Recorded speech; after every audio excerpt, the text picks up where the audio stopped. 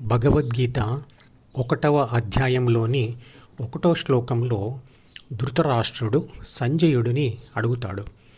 ధర్మక్షేత్రం ఉన్న శరీరంలోని కురుక్షేత్రంలో యుద్ధం చేయడం కోసం ఒకచోట చేరిన నా పుత్రులు అంటే కౌరవులు మరియు పాండవులు ఏం చేశారు అని.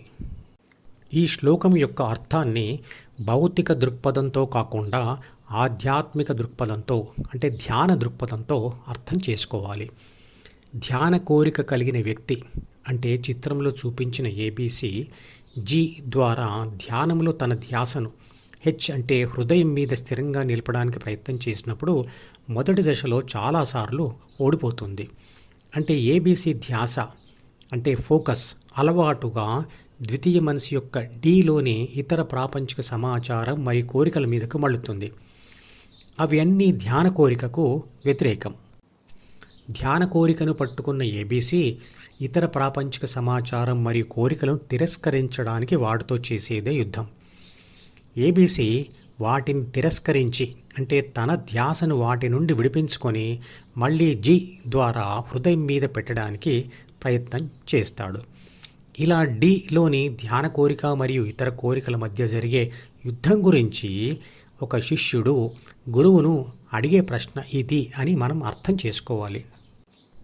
ధ్యాన కోరిక పాండవులలో ఒకడైన అర్జునుడు మరియు ఇతర కోరికలు కౌరవులు అని అనుకోవాలి. పాండవులు మరియు కౌరవులు పరస్పర శత్రువులు.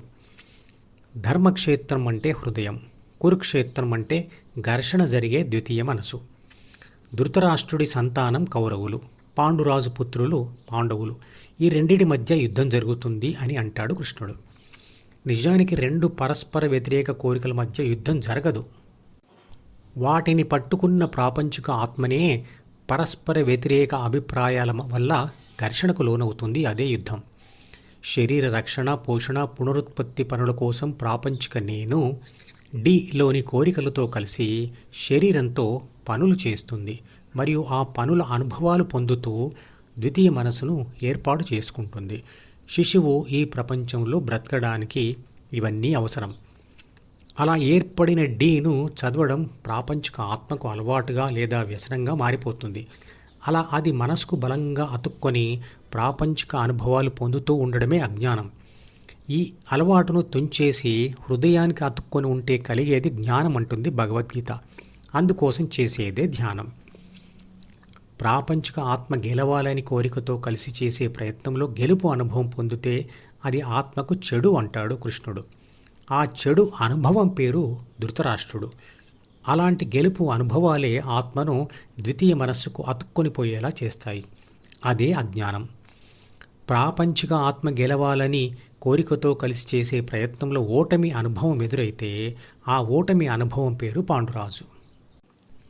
ఆ ఓటమి మరియు గెలుపుల వల్ల ద్వితీయ మనసులో రాయబడిన లేదా జన్మించిన ప్రాపంచిక సమాచారం మరియు కోరికలే వరుసగా పాండవులు మరియు కౌరవులు. ఈ మధుపదం యూట్యూబ్ ఛానల్ వీడియోని సబ్స్క్రైబ్ చేసి గంట గుర్తును నొక్కి ఆల్ని సెలెక్ట్ చేసి ప్రతిరోజు యూట్యూబ్ ఓపెన్ చేసి అడుగున ఉన్న సబ్స్క్రిప్షన్ బటన్ నొక్కితే అన్ని లేటెస్ట్ వీడియోలు చూడవచ్చు.